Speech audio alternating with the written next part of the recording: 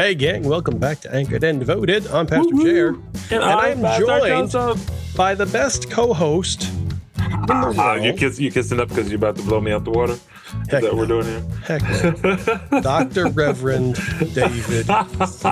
Joseph Jr. You're messing with me now. Okay, I get it. What are we doing? What are we talking about today?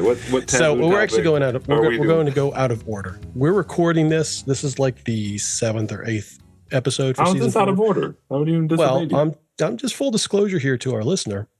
But we're actually you're gonna hear this as like maybe the 2nd or 3rd episode. Because this season 4, we're sort of kicking off the doors a bit and going a little bit more no holds barred as we wrestle through issues that Dave and I really do believe require intentional, aggressive wrestling with. Yeah, they do. With real issues and scripture to determine, how do I as an individual walk? How do I walk with my Christian brothers? How do I walk in a world that is hostile towards God? How do I have and having the conversation, I think, is important so that you can hear the messiness of it as opposed to just a legalistic issue and I can say no to it. And that's easy when you go, no, Jesus was in the messy spaces. That's absolutely right. And so you need to get in there and do the work of loving your neighbors well, but understanding, as we kind of hit on in another episode, not embracing the sin, but loving well. And that's messy. That's really, really messy. It is. And so the topic that we're kicking this morning is, when is it not okay to stay silent? And maybe more accurately, the question is, what responsibility do we have to speak up? Not just when we see injustice, not just when we see sin, but as we're walking through life, in order to walk in integrity, when is it that we are responsible to, essentially, if you're riding on the MTA, if you see something, say something. So that's the question. And I just hit Dave with this, so he's not. Well, I can give a partial answer. Yeah, I'll give what I got. Unless I know you said you wanted to tee it up. You got more to share, or I do not have more to tee it up with. So, main thing, big thing is to be prayerful all the time. And so, starting for me is, what is God doing in my heart to challenge me in this moment to love better, to live better, and often we don't give enough space for that as we drive around and see the needs. But Matthew 25 at the end makes it clear that we are truly going to have to reconcile how we lived our life in light of faith. Specifically verses 35 and 36, for I was hungry and you gave me food. I was thirsty and you gave me drink. I was a stranger and you welcomed me. I was naked and you clothed me. I was sick and you visited me. I was in prison and you came to me. Outside of the word "and," there clearly is in those two verses what I would say is a calling in being family, being children of God. There's a familial expectation that you will serve others in a way that meets them where they are, not just write a check or hand them a bottle of water or even a pair of socks, which is a good start. I'm not throwing all the shade yet, but it is one of those things where I was in prison and you came to me. You left where you were, right. You sacrificed, and you met me where I am. And so I look at that as the standard when we talk about speaking up. It is clear in this text, these are the people that are marginalized. These are the people that don't have a voice. And if you have that ability to speak up and encourage others to recognize that these other individuals bear the image of God, then it's important. I think it's important to do it. So I'm not sure if this is because of the Israeli, Palestinian war that's going on. You asked this question, but I'm happy to wade into that messiness too. Certainly that's on my radar, but it's bigger than that, right? Okay. Well, I know the protests across the country. I thought that's why you were asking the question. All right. So I'll just throw several situations out there that are contemporary, right? Gaza, Trump's trials, whether it's DC Okay. or New York. Gotcha. Okay. Abortion, Okay. incarcerated, and justice. Mm-hmm. Okay. Turning over, let me just go this way. Big tech and data harvesting. Oh, I was going to say racist big tech, but anyway, go for it. Okay. We can throw at any, right? So there's issues here, and there's a spectrum within Christianity. On one side of the spectrum, you're going to get the wrong side of Christian nationalism. We'll just call it zealot. And we'll pull Christian nationalism totally out of there, but we'll call it zealot. And this is highly ideological, low humility, clear that they have the answer and that they feel free to enforce their answer on whomever. And on the opposite side, you have potentially ideologically driven, but genuinely disengaged, not in the thought process, but an actual response. And my concern here is because I tend to be more towards the more quiet. It takes a lot for me to get riled up before I'm going to say, no, this is wrong. Something needs to happen about this. I need to say something. It takes quite a bit because I'm the kind of person who I'm willing to say that's not my life. I can see the injustice. That's not within my sphere of influence. That's in God's hands. There's a limitation to what I can do. My voice is going to be added to a cacophony of meaningless noise. There's lots of reasons I can give, many of them legitimately good reasons. Nevertheless, the question that I'm challenged by is a question that's touched on in Ezekiel, the watchman on the wall, who sees the attack coming. Yep. If he doesn't say anything, he's guilty for those who lose their lives. But if he says something and the people don't listen, the watchman's not guilty. This takes me back to Genesis and Cain saying to God, am I my brother's keeper? And God implicitly answering, yeah, you are. This goes to something that you and I touched on a couple days ago, but you listener will hear a couple weeks from now. If you see your brother in sin, those who are mature, restore him in a spirit of humility. And whoever turns a brother from the error of his ways saves his soul from death and covers a multitude of sins.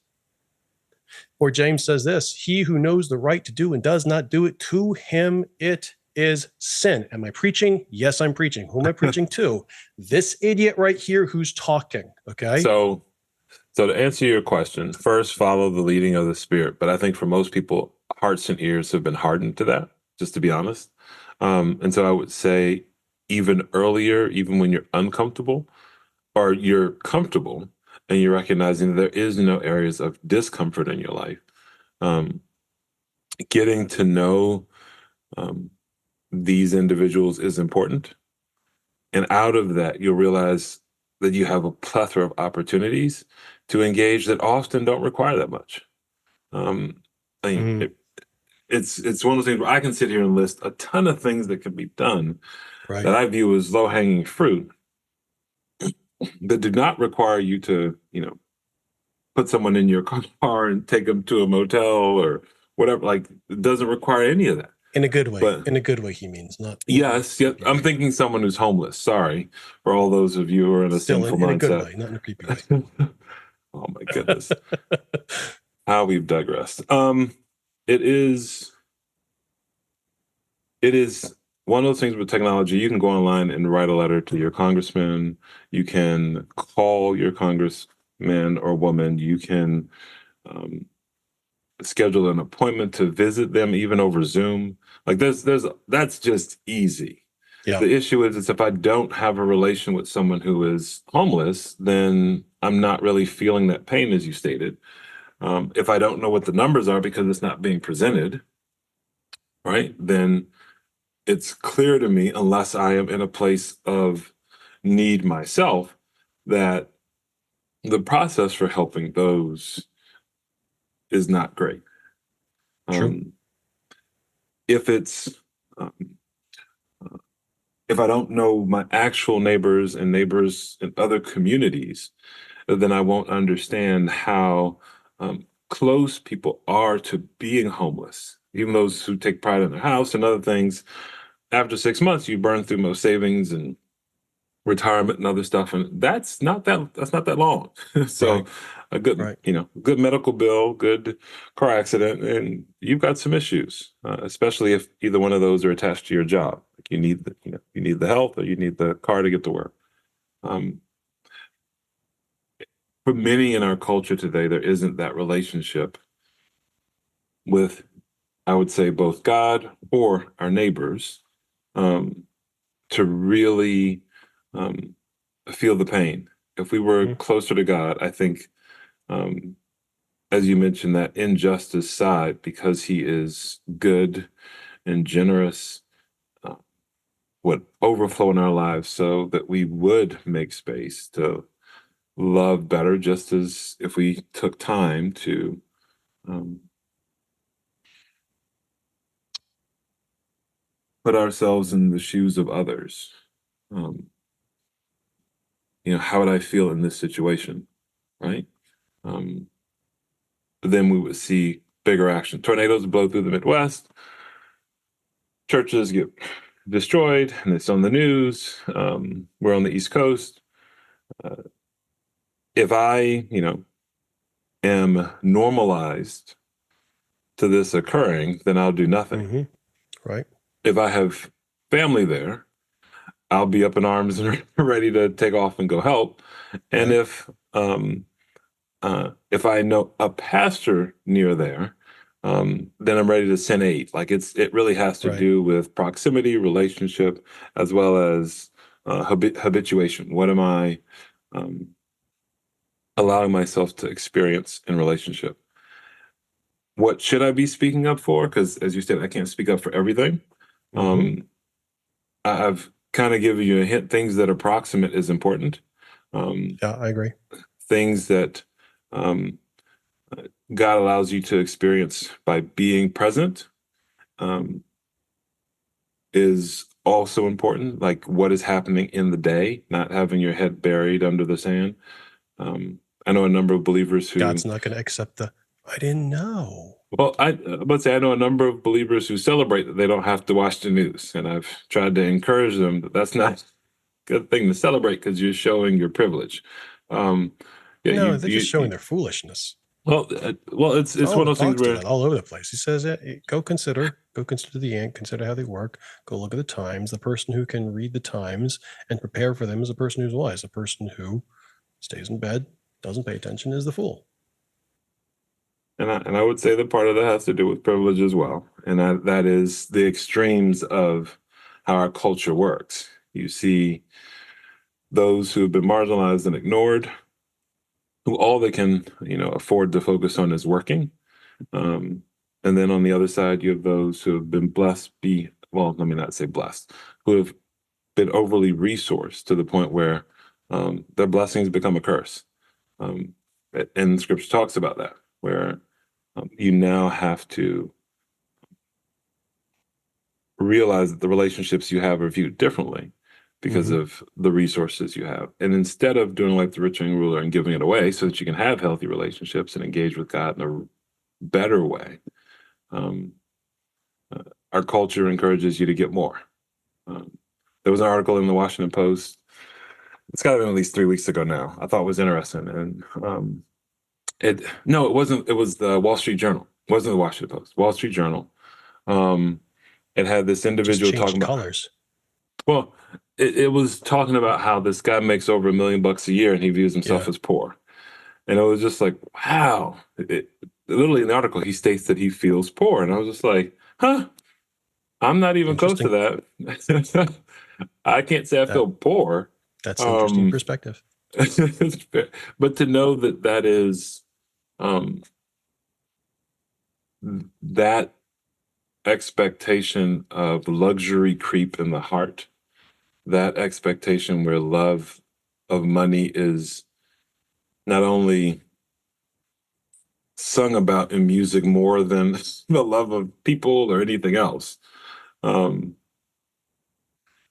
that impacts the things we don't speak up about, because we are so focused or so distracted on earthly priorities. And so, when do you speak up? I think the things that are very much eternal. People are eternal. And so I think when you're talking about people and there is injustice, I think we should speak up. How you speak up, we can definitely debate that. I am very much one of peace. But I do think starting with prayer first should be your norm, and then don't let that be where you stop. Get to that space of finding, okay, what do I need to do to get uncomfortable? Do I need to have more individuals in my life who look different than me so I can better understand this, so that way I know how best to help individuals in this situation? Because I can assume a lot. I can speak up a lot, as you said, I can make noise. But if I don't know how we get to a better place, then I'm missing the mark. And so my recommendation is to pray, take some time to pause, to hear from God, hear from others, and then move in a way that God is leading you to move. You have more specific question? I've had several questions and several statements that I guess would go in, but because we're already going longish here. Yeah. I'll throw the question out there. What about when keeping silent is what we're doing in the face of people who are out of a strong ideology towards helping the victimized, are in fact or possibly lying in order to achieve their goal? Say that one more time. When I heard two different things. As a person, I'm sitting as a Christian, I'm sitting here. When am I required to speak up? When what I see going on is you, out of a good heart for seeing justice happen, are in fact lying about a situation in order to achieve a goal. Gotcha. And I'm not saying no, I'm wrestling with it. Definitely saying it doesn't. When you have the ability, and each of us brings a good perspective to situations, when you have the ability to speak up and you know that things are very unethical in the situation,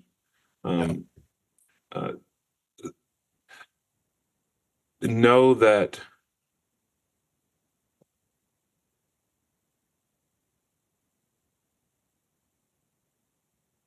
the goal is to make sure God gets the glory in the situation, and that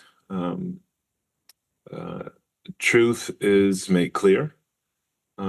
It should not require you to break your ethics, or to do something illegal, to encourage truth to be embraced, seen, or explored by the others. Right. So I'm thinking of an example like, hey, and this is random because this whole conversation is different.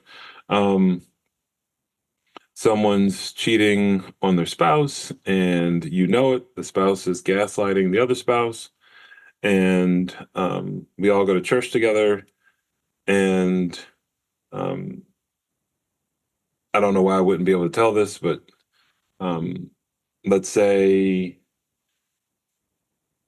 in our community,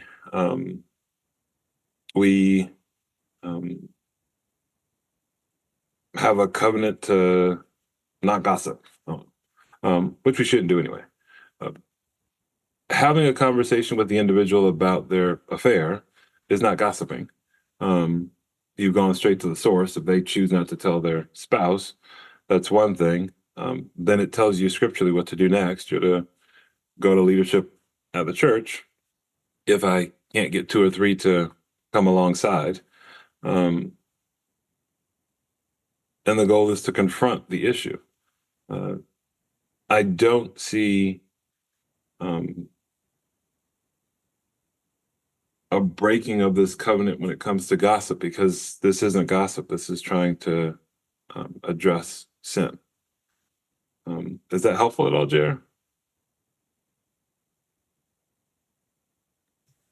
Yeah, it is. I'm assuming you can hear me.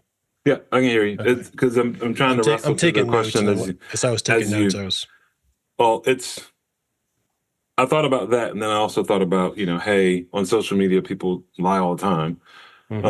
They'll tell a truth that's 80% truth and 20% lie, which makes it a lie.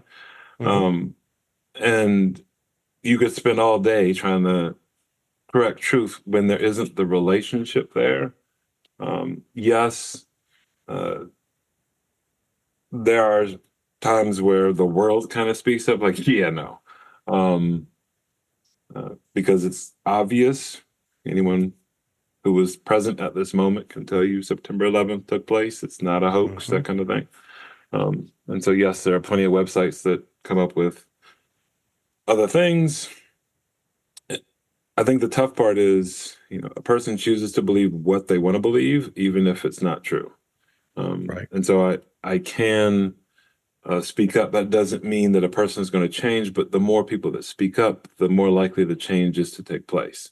Right. And so even when we talk about the sin issue in the marriage, the pastor comes in, and then all of a sudden it's a time of, hey, we got to talk about separation. If you're not, as a church, if you're not willing to move forward in what is, recognizing that your marriage is sacred, and God expects you to love your bride, then we must apply more pressure so that hopefully the individual will return, recognizing that this is part of love. I see that same model for dealing with sin anywhere else in the body. And when it comes to outside the body, confronting it is important, and I think most do not. The silent majority you often hear. I think there's an issue where we don't confront the things, especially in relationship to what's close to us.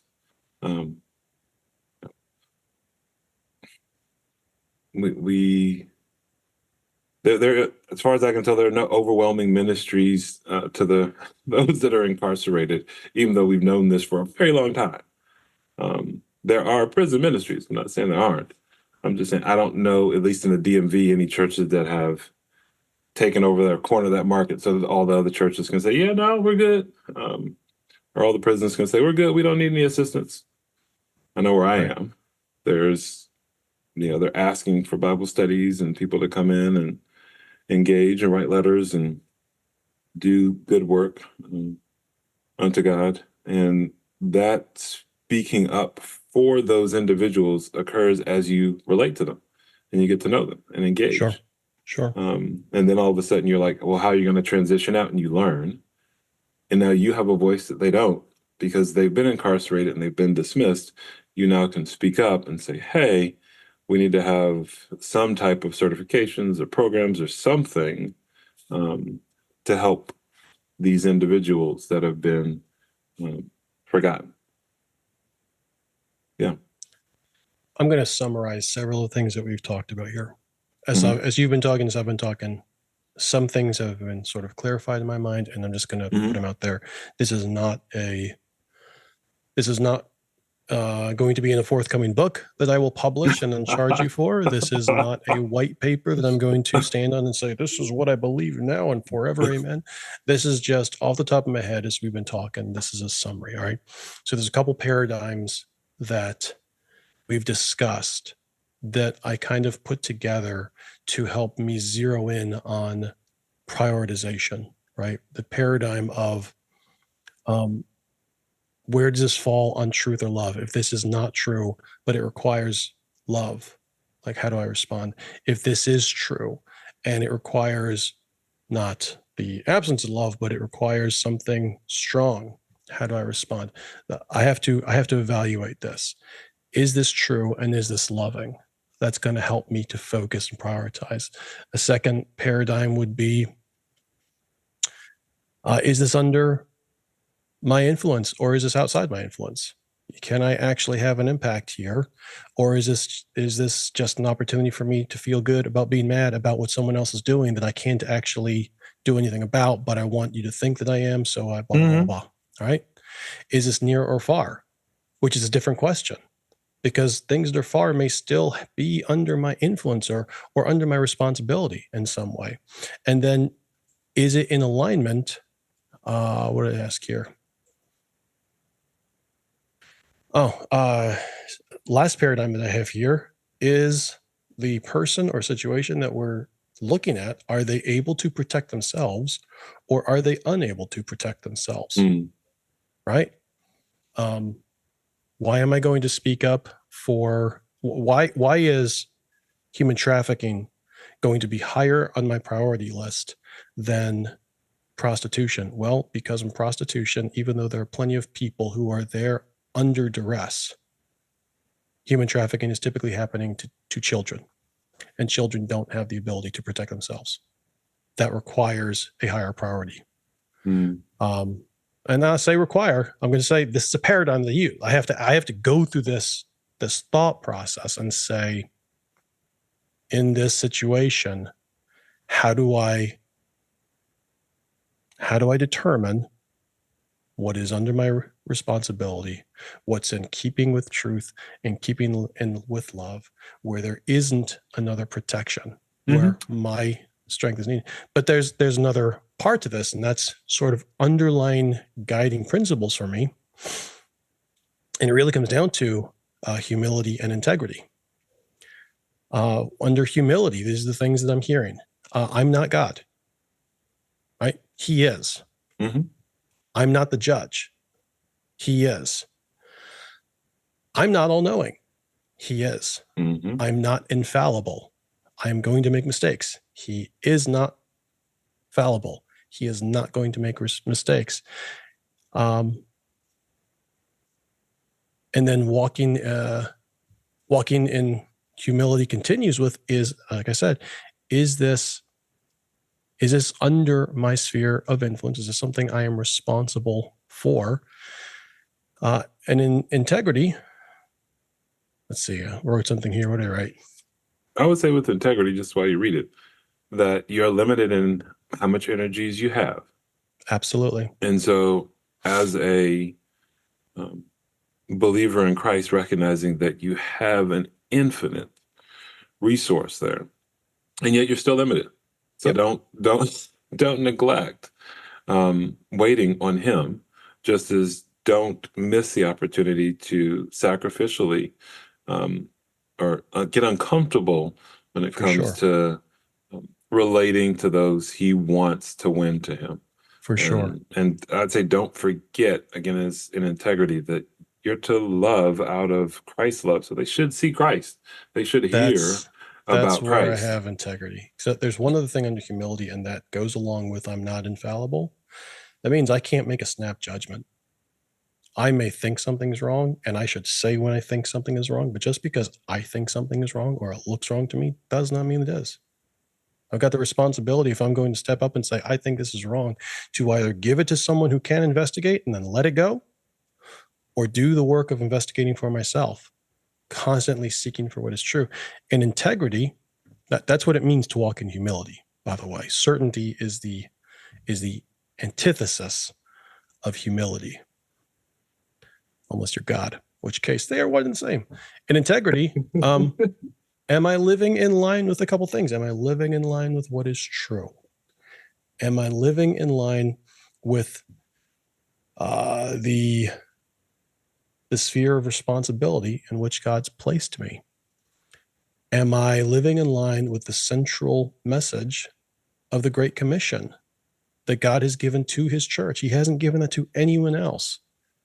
Bear in mind, when Jesus was on earth, he did not stop to talk about ending hunger or ending homelessness.